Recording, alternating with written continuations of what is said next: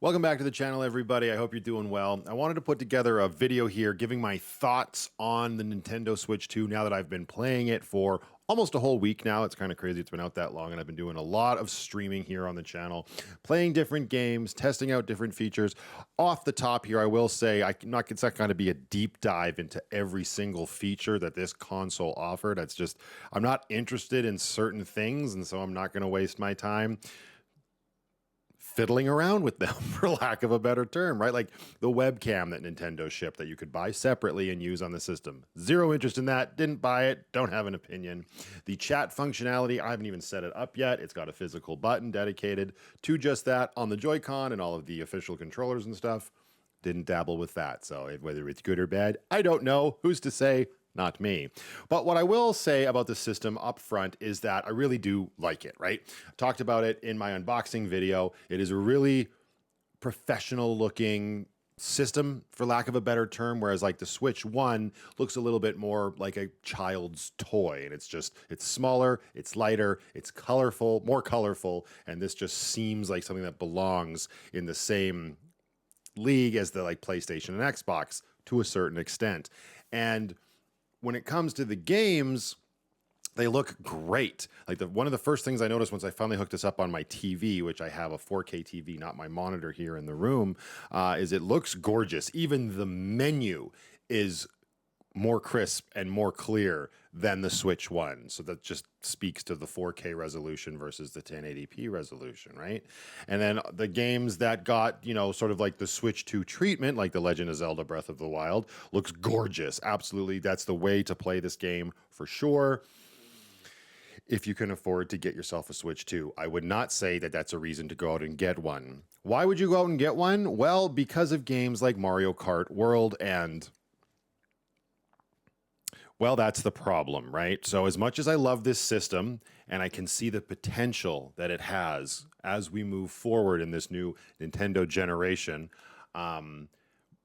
it's held back, in my opinion, by the fact that Mario Kart World is the only from the ground up Nintendo Switch 2 game available that was available at launch.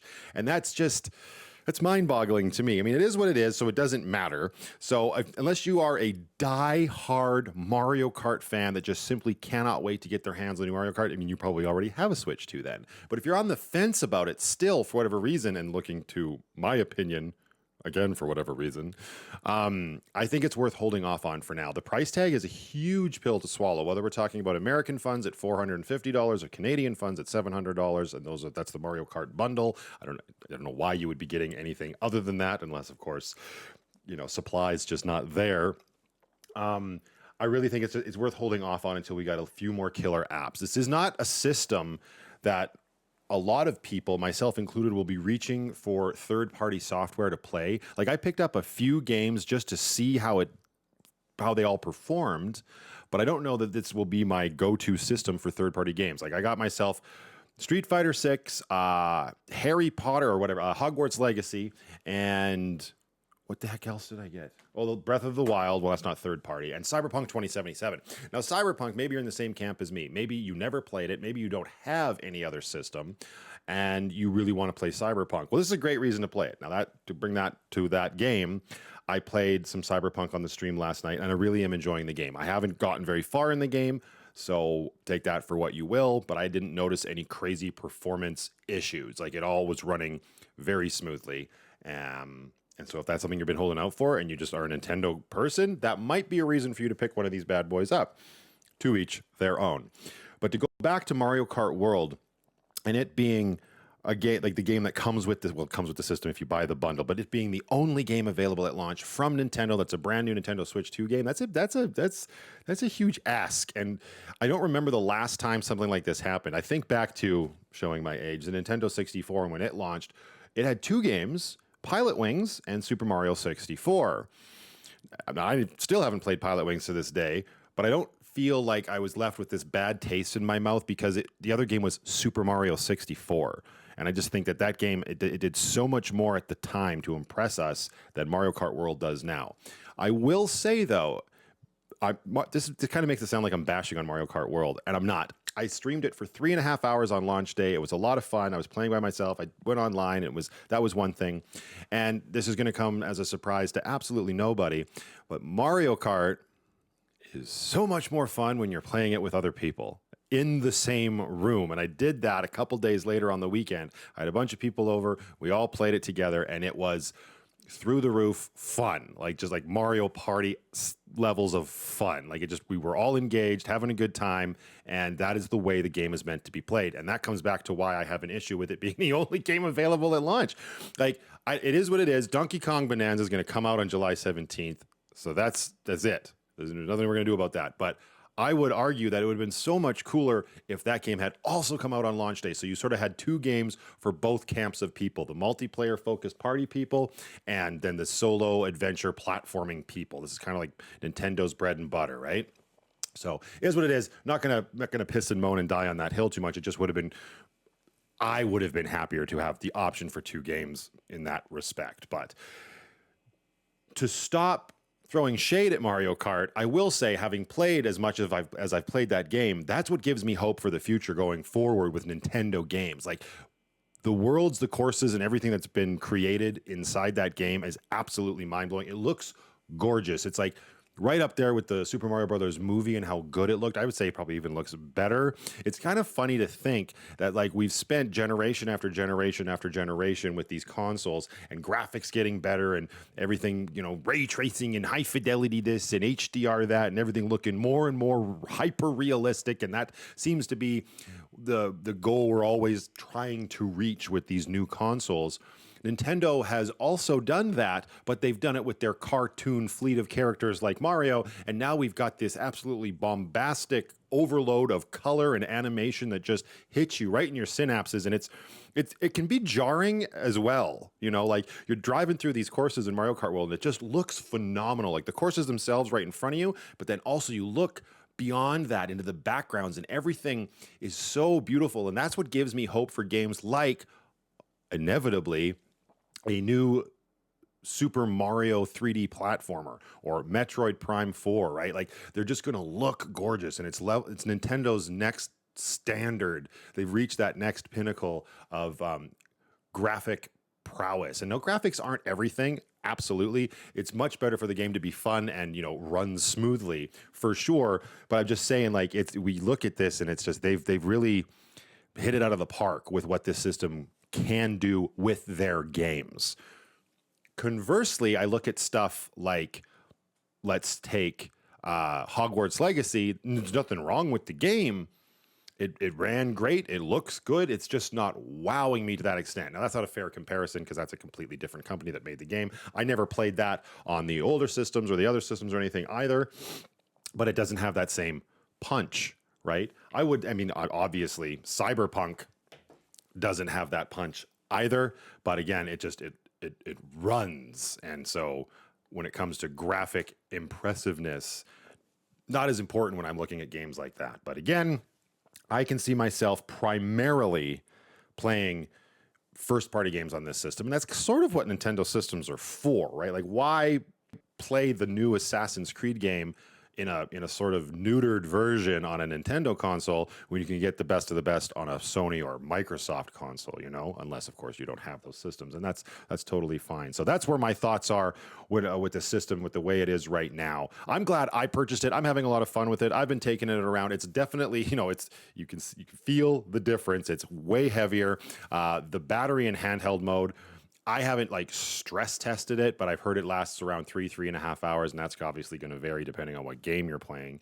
I don't see myself playing it in mobile mode or to-go mode as often as I played my Switch 1, simply because here I am now, right? I have the ability to hook up to a TV, and docked mode for me will be the way to go. But I am happy that I purchased it. There's no regrets there. It's just looking forward to the future and what is to come. I'm very excited to see what Nintendo can announce. They announced some new Splatoon Raiders game today. Not really my bag, but it's nice to see that there is stuff coming, and July is not that far away for that Donkey Kong game, which I am absolutely looking forward to. The one accessory that I did buy for the system was the Pro Controller, and I have to say, The battery on this is absolutely incredible. If you're looking for a separate controller, instead of getting a second set of Joy-Cons, unless you need them for whatever games you're playing in terms of motion controls or whatnot, definitely grab yourselves one of these. I've never seen battery life so good as on this controller. Now, I haven't put it through its paces, but I have not had to plug it in. I plugged it in once, but not because it needed to, just because I was like, well, what if it dies and I want to play tomorrow? But I played. What did I do? I did about a 2.5 hour session on Street Fighter 6, and then 3.5 hours on Cyberpunk, and the little icon didn't dwindle at all. So that is really cool to see. The one thing I didn't talk about in my unboxing video that I did think is cool, and maybe there will be more uses for this going forward, is the mouse function. I don't know if I can do it here. Probably. You pop the Joy-Cons off, and you just put them on a table like this with the color down. And if we can see it here, yeah, look at this. You get a mouse that you can just go over through the menu with. I'm using the wrong mouse for the wrong hand, or the wrong Joy-Con for the wrong hand. But I think that's cool. And, we've seen in the presentations and stuff that you can use this with stuff like Metroid Prime 4, which, a lot of people argue that mouse controls are the way to go for first-person shooters. I mean, I grew up on GoldenEye on the N64, so I'm well adept at controller play. But I think that's really cool. That's like... That sort of technology impresses me. I haven't used it in a game at all yet, but it's cool to see, and it gives like the idea of what could they do in the future, right? So it's nice to see that there's a lot of potential here. I just don't know that potential is a good enough reason to run out and get them now. I've still seen them in stores in stock, right? There's no like shortage of these things. That's not really a surprise either. So you don't have to if anybody's having FOMO, don't worry about it. You know what I mean? And then, the other aspect of this, the last thing that I will touch on that is now just absolutely bonkers in this day and age, but I guess it's been a practice. It's been happening slowly over the last decade or so, is the way that games are being delivered and provided to us for purchase, right? And there's a lot of static happening around this. And I agree. For the most part, I agree with a lot of people. It's not a practice that I approve of, and I'm going to have to be a little bit more selective going forward.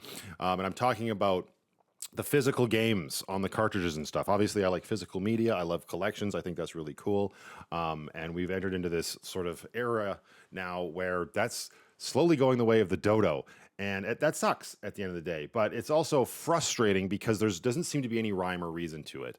I don't want to spend too much time, harping on this. But for those that don't know, there's basically...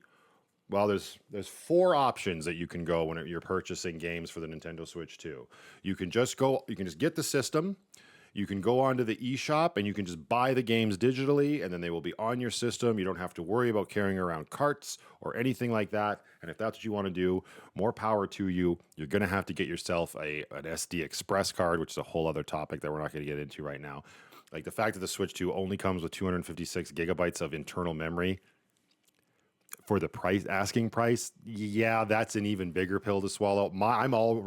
After I transferred all of my Switch 1 library over and then installed 3 games, I'm almost out of space on the internal storage. So, I mean, that's been a struggle for years, and I understand that. So, anyways, going to the storefront, purchasing digitally, that's one option. Your next option, the option that I really like, is getting games like Cyberpunk 2077 or Legend of Zelda Breath of the Wild, even though this is not a real true Switch 2 game, but whatever, that's not the point. The point is that there's cartridges in these cases and the games are on the cartridges. So the cartridges have to be put into the system and that's it. You can play the game. If they have patches or updates or whatever, then fine, but you don't need to do that. You can just play the games, and I think that is super cool.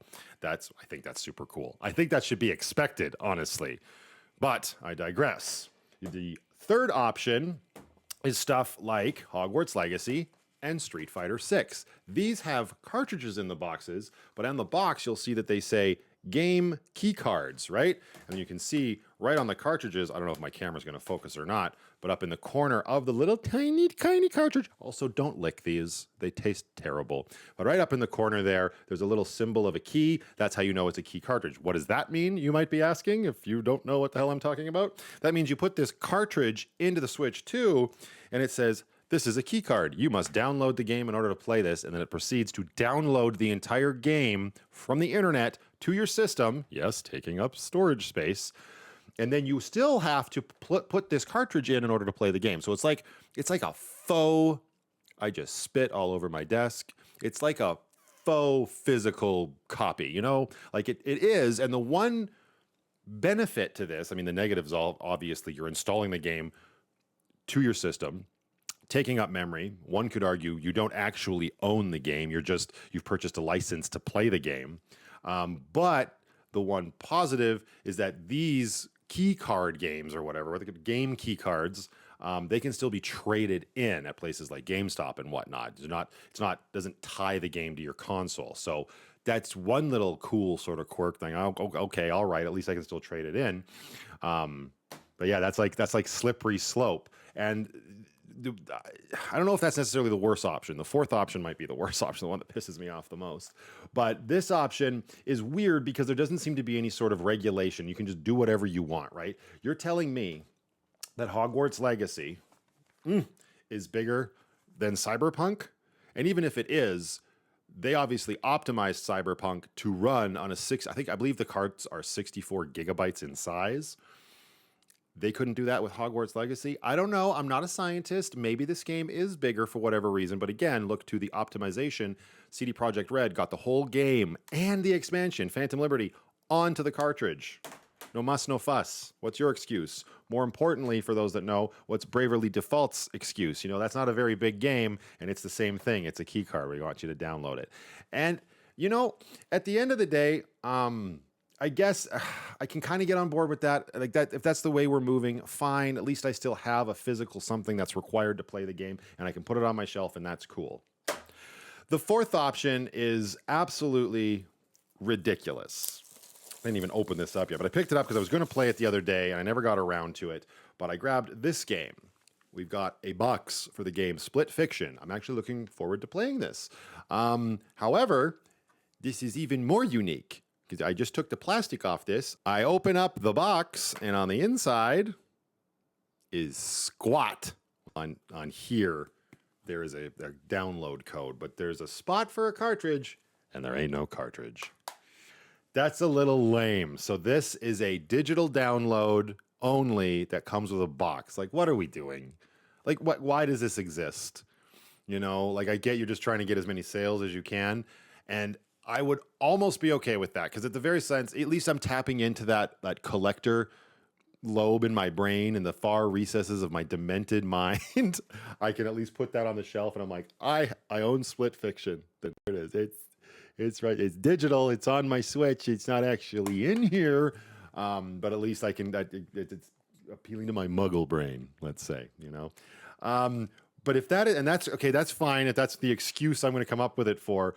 But honestly, this costs the exact same as if I was to hop online and purchase it digitally without this. And that's always been my concern when it comes to this stuff. It's not like this is new. This existed on the previous generation. Like there was a bunch of collections on the Switch, like the Resident Evil collection for however many games. It would come with the first game on the cartridge, but then the next two games were digital downloads. Same with the BioShock collection. The first BioShock 1 was on the cartridge. 2 and Infinity have to be downloaded. So it's not a new practice, but it's effing annoying.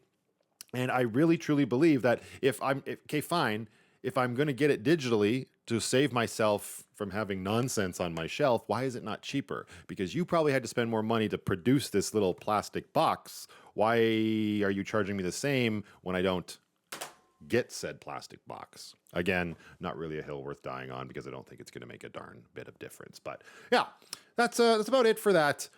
Just wanted to give my thoughts on it. I don't want to ramble on for too much longer. Thank you to everybody who's been tuning in and watching the streams and watching me get to know my new Switch too. If you have any questions, drop them in the comments below.